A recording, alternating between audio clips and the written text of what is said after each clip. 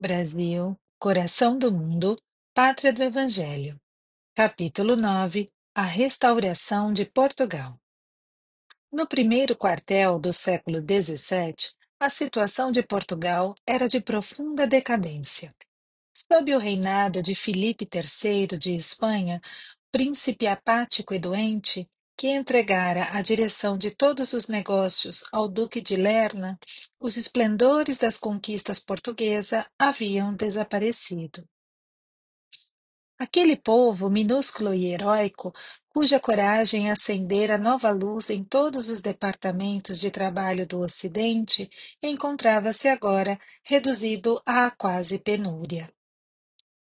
Foi por esse tempo que Henrique de Sagres, o antigo Eliu, mensageiro de Jesus, que levantara as energias portuguesas com a sua escola de navegação, procurou o Senhor, tocado de compaixão e de angústia, a implorar a bênção da sua misericórdia para a nação de que se tornara o gênio renovador. Mestre, diz ele compungidamente, venho pedir o vosso auxílio paternal para a terra portuguesa, cujas experiências amargas tocam agora ao auge das penosas provações coletivas. Humilhada e vencida, ela implora a vossa divina providência, por intermédio de minhas palavras, no sentido de lhe ser possível aproveitar as forças derradeiras para uma reorganização política e econômica que a possa esquivar de tão angustiosa situação. Eliu, replicou-lhe Jesus, sabes que a minha piedade não se reveste de excessivas exigências. Enviei-te a Portugal com o fim de lhe reerguer as energias, compensando os seus grandes esforços de povo humilde e laborioso. Infelizmente, apesar de suas grandes qualidades de coração, os portugueses não souberam corresponder à nossa expectativa, provocando eles próprios a situação em que se encontram, pela fraqueza com que se entregaram à sinistra embriaguez da fortuna e da posse. Depois de teres ajudado Vasco da Gama a franquear o caminho marítimo das Índias, as forças lusas, após receberem os favores da cidade de Calicut, ali regressam, algum tempo mais tarde, para bombardeá-la, inundando-a num mar de crueldade e sangue. No Brasil, onde lançamos os fundamentos da pátria do Evangelho, introduziram o tráfico de homens livres, forçando as falanges de Ismael a despender todos os esforços possíveis para que as ordens divinas não se subvertessem pelas iniquidades humanas. Em Lisboa, permitiram a entrada do terrível Instituto da Inquisição, que comete no mundo todos os crimes em meu nome, que deveria ser para todas as criaturas um sinônimo de brandura e de amor. É verdade, senhor, exclama Eliu amargurado. Quando o primeiro português aprisionou nas Canárias alguns pobres africanos para vendê-los como escravos aos brancos da Europa, ordenei fossem imediatamente repatriados, enchendo-se-me o coração de amargura após tantos entusiasmos no período dos descobrimentos, quando eu vos confiava, no restelo, as lágrimas do meu reconhecimento e da minha esperança. Mas a grande pátria que me confiaste, Senhor, muito tem aprendido no caminho das experiências dolorosas. Nas suas cidades importantes, escasseiam os espíritos de eleição, aptos à tarefa do governo. As nações ambiciosas se assenhoreiam de todas as suas possibilidades econômicas. Suas riquezas são pilhadas pela pirataria do século.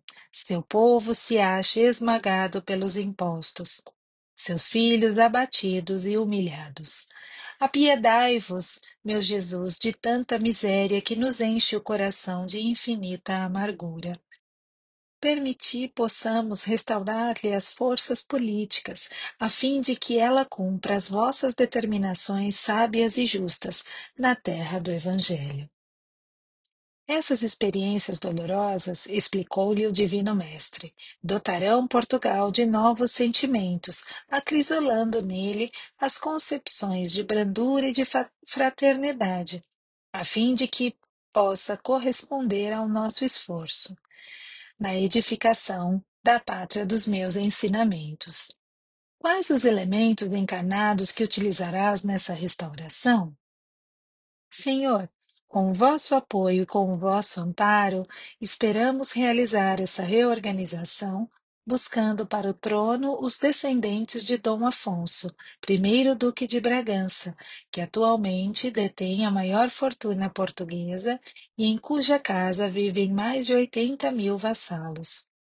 Quanto ao nosso plano, constará de uma larga ação dos agrupamentos espirituais sob minha direção, combinados com as falanges de Ismael, no sentido de intensificarmos o pensamento cristão em Portugal, projetando as mais nobres realizações no Brasil, disseminando-nos entre os colonizadores, a fim de que as concepções de fraternidade se intensifiquem, cimentando as bases da pátria das vossas lições divinas. Nossos apelos se estenderão aos companheiros reencarnados, que se encontram nas cortes espanholas e nas selvas americanas, para levantarmos a bandeira de Ismael sobre todas as frontes, como sublime legado do vosso coração compassivo e misericordioso. Sim, Eliu, retrucou Jesus bondoso, teu plano se realizará com a minha bênção, efetuando-se essa ação espiritual conforme idealizas. Temos, no entanto, que considerar que os elementos a serem utilizados são os mais representativos, porém não constituem os mais necessários. Não acho que a Casa de Bragança esteja preparada espiritualmente para a sublime realização. Todavia, somos obrigados igualmente a reconhecer que pesadas trevas invadem atualmente todas as atividades políticas da Terra, e tu te esforçarás para ampará-la nos grandes deveres que assumirá, neste e nos próximos séculos.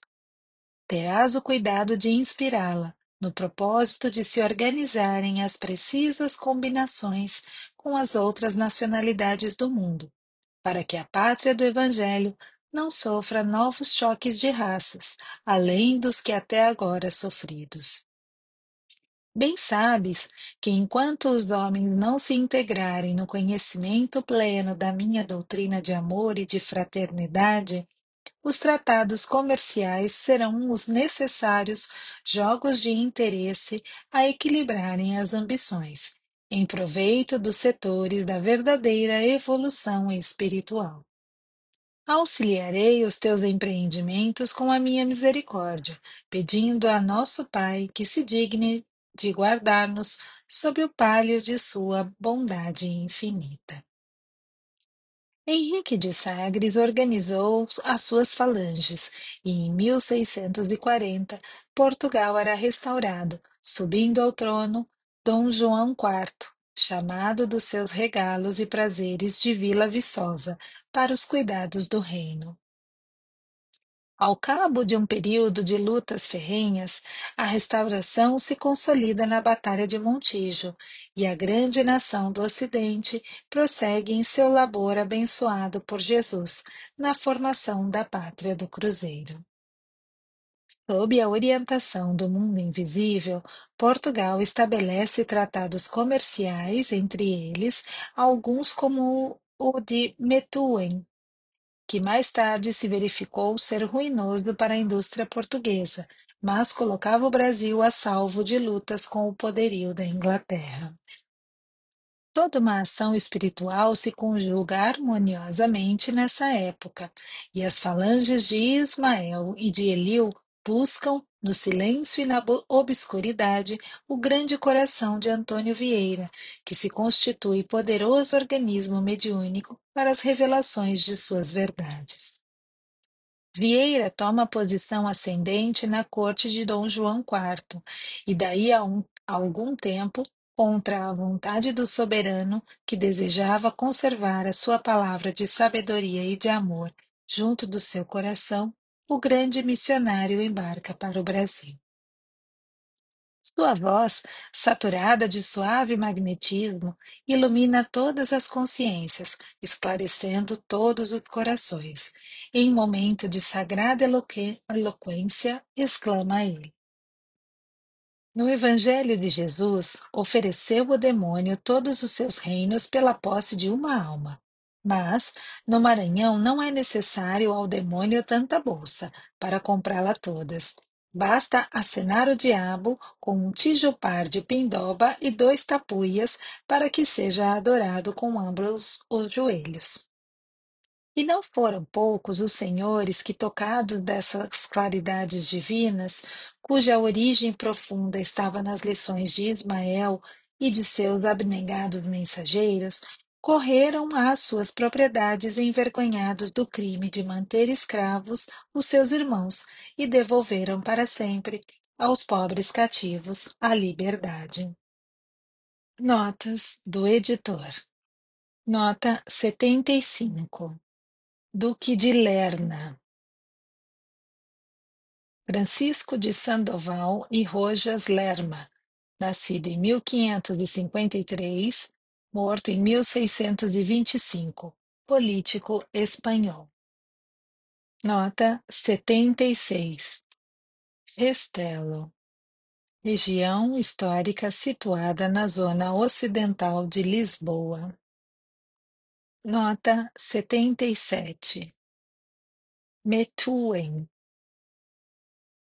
tratado assinado entre a Inglaterra e Portugal, 27 de 12 de 1703.